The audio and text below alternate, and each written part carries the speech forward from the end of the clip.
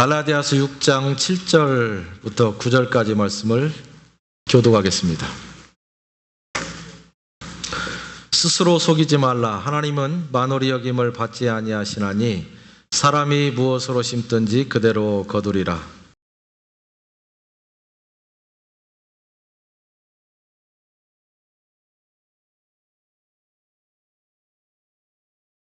같이 읽겠습니다.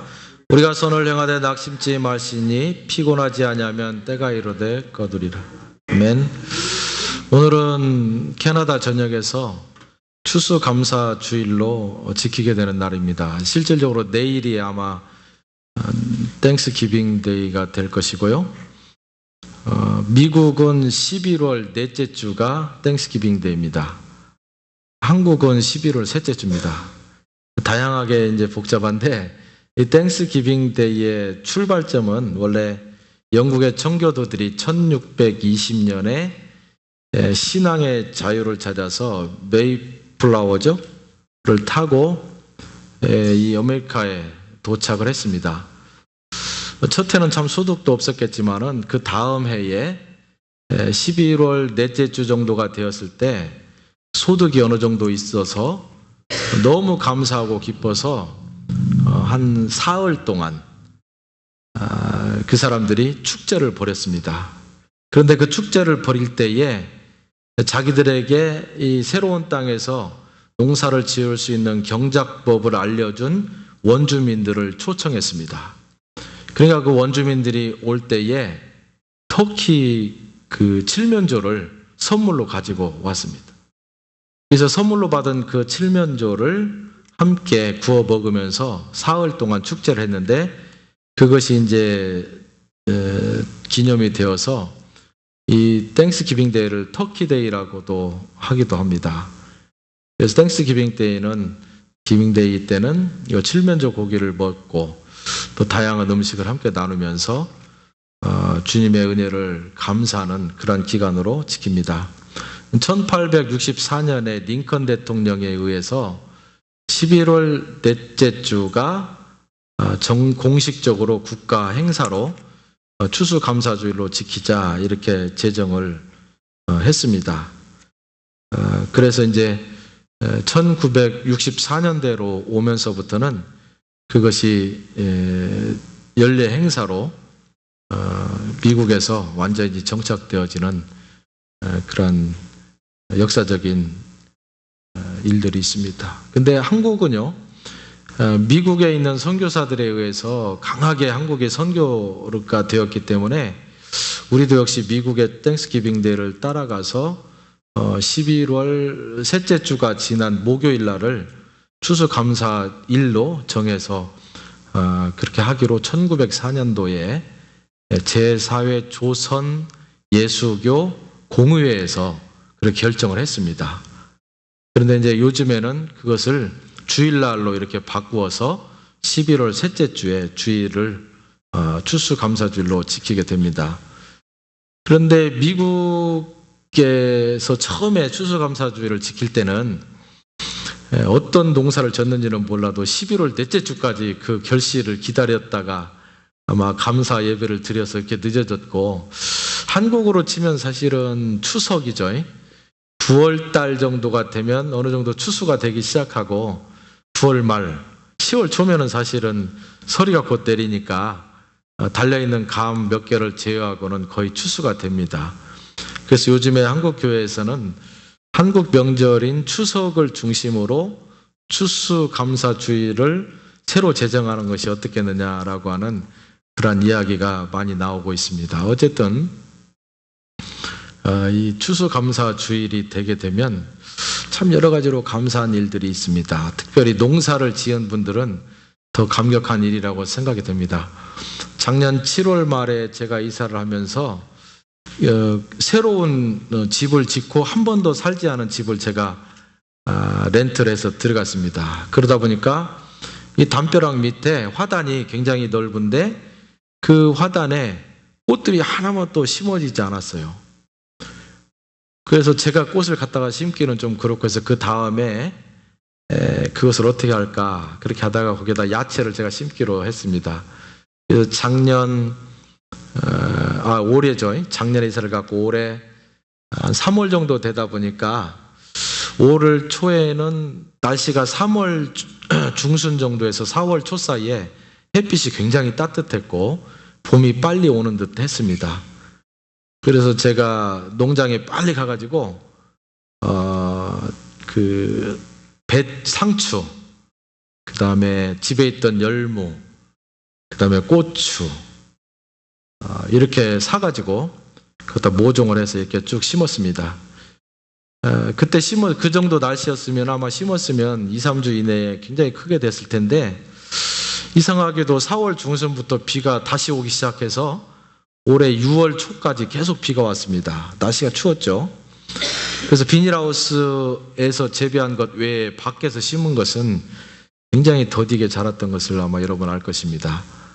그런데 제가 심어 놓았던 것이 4월, 5월, 6월이 됐는데요. 심은 지 2개월 반이 넘었는데 열무가 이 손가락 정도밖에 안 돼요. 굉장히 가늘고 자라나질 않는 거예요. 춥고 비가 오고 햇빛이 뜨지 않기 때문에 전혀 이게 자라날 생각을 하지 않았습니다. 그래서 올 농사를 망치는가 보다 하고 생각했는데 6월 중순쯤 되니까 갑자기 해가 뜨기 시작하니까 한 일주일, 2주일 만에 부쩍부쩍 자라게 되는 것을 보게 되었습니다. 그런데 모든 식물은 키가 컸다고 해서 성장한 것이 아니라 키가 아주 작고 자라지 않았어도 날짜가 하루 이틀, 열무 같은 경우는 한 달 반에서 2달 사이, 고추는 좀 길죠. 이렇게 되면은 나이를 먹어서 꽃이 피게 되어 있습니다. 그러니까 6월 말 정도 되니까 열무가 꽃이 펴버리는 거예요. 아주 작은데 먹지도 못하는 그러한 식물이 벌써 꽃을 피니까 그래서 뽑아낼 수밖에 없는 상황이 되었습니다. 제가 이 조그만한 그 농사를 지으면서 느끼는 것은 그것입니다. 아무리 농부가 수고하고 애를 쓴다 해도 풍성한 열매를 거둘 수 있는 것은 역시 햇빛과 비와 바람과 온도를 주시는 하나님의 은혜가 있지 않냐고서는 불가능한 일이다. 제가 이것을 발견하게 됐습니다. 그래서 시편 기자가 시편 127편에 다음과 같이 고백을 합니다. 여호와께서 집을 세우지 아니하시면 세우는 자의 수고가 헛되고 여호와께서 성을 지키지 아니하시면 파수꾼의 경성함이 허사로다. 이렇게 말합니다. 그리고 계속해서 말하기를 너희가 일찍 일어나며 늦게 누우며 수고의 떡을 먹음이 헛되도다. 그러므로 여호와께서 사랑하시는 자에게 잠을 주시는도다. 네, 이렇게 말씀합니다. 시편 기자가 여기서요, 농부가 가을에 풍성한 수확을 위해서 하나님의 은총이 절대적이라고 하는 사실을 강조하고 있는 내용입니다. 일찍 일어나서 하루아침에 열심히 일을 하고 늦게 잠자리에 든다는 것은 무엇입니까? 그만큼 농부가 최선을 다해서 시간을 투자해서 노력했다라는 것입니다. 아무리 그렇게 한다 할지라도 사람에게는 한계가 있어서 그 수고의 떡을 먹을지 못 먹을지, 아무리 수고했어도 그것이 허사가 될지 결과를 낼지에 대해서는 모른다는 것입니다. 그러니 여호와께서 사랑하신다 자에게 잠을 주신다는 의미는 무엇이겠습니까? 내 힘을 다해서 내 최선을 다하지만 그러나 나만 의지하고 내 생각만 의지하고 내 노력만 의지하고 열심히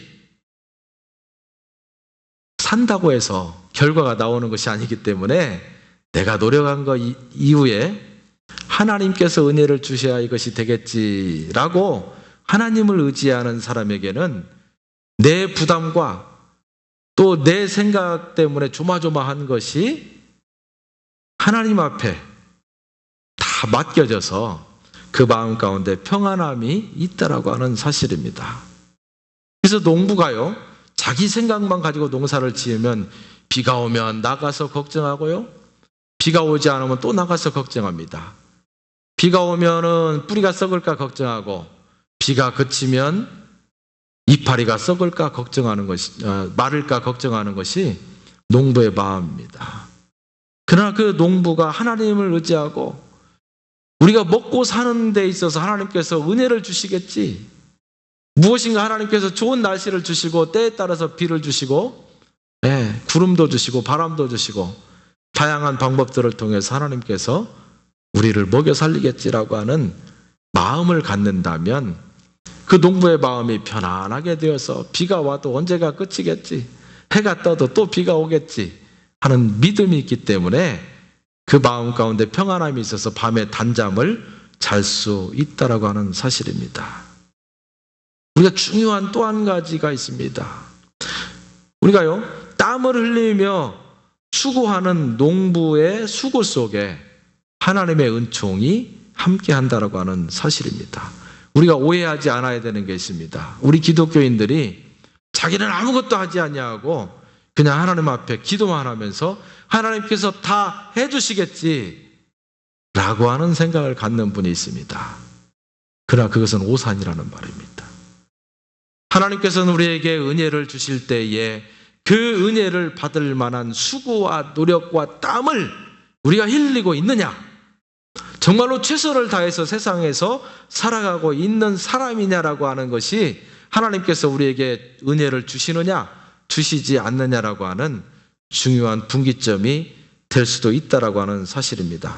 자기는 아무것도 하지 않냐고 하나님께 다 맡겨버리고 수고하고 노력도 하지 않냐고 잘 안 된 것을 하나님 탓으로 돌려버리는 그러한 사람에게 사실은 하나님의 은혜가 임하지 않는다라고 하는 사실입니다. 다른 말로 하면 땀 흘리는 농부의 수고함 없이는 하나님의 은혜와 은총도 그에게 함께할 수 없다라고 하는 진리가 녹아있다라는 것입니다. 놀고 있는 자에게, 게으른 자에게 하나님은 축복하지 않는다라고 하는 사실입니다. 그래서 성경에 보면 게으른 사람에게 말씀하기를 가서 개미에게 배워라 이렇게 얘기합니다. 개미는 열심히 일을 합니다. 무엇을 위해서 그렇게 열심히 하는지는 몰라도 아마 겨울에 추워질 때, 먹을 것이 없을 때 그것을 먹을 수 있도록, 그것을 먹으면서 거기에서 그 생산활동을 계속 할 수 있도록 그렇게 자기의 수고를 저축하는 것입니다. 성경에서는 게으른 자에게, 아무것도 아니하는 자에게 가서 개미에게 배우라고 그렇게 얘기합니다. 하나님의 은혜와 축복이라고 하는 것은 부지런하게 일하는 사람에게, 땀을 흘리며 수고하는 그 사람에게 역사한다고 하는 사실을 우리가 기억할 필요성이 있습니다. 중요한 것은 무엇이냐면요, 내 생각 가지고 나만을 믿고 열심히 일하느냐? 그렇지 않냐고 열심히 일을 하지만 그러나 하나님의 은혜를 기억하면서 하나님의 축복을 동시에 생각하면서 열심히 일하느냐라고 하는 차이가 있다라고 하는 사실입니다. 여러분, 추수하고 있는 농부와 그 결실들을 보면서 우리가 느낄 수 있는 가장 큰 깨달음들이 몇 가지가 있습니다. 그 첫 번째는요, 심은 대로 거둔다라고 하는 진리입니다. 오늘 우리가 읽은 본문 말씀 6장 7절을 한번 보겠습니다. 스스로 속이지 말라. 하나님은 만홀히 여김을 받지 아니하시나니 사람이 무엇으로 심든지 그대로 거두리라. 육체를 위하여 심는 자는 육체로부터 썩어질 것을 거두고 성령을 위해 심는 자는 성령으로부터 영생을 거두느니라. 이렇게 말하고 있습니다. 여러분, 세상을 살아가면서 농사일만큼 정확한 게 어디 있겠습니까? 농사에는요, 별로 거짓이 없습니다.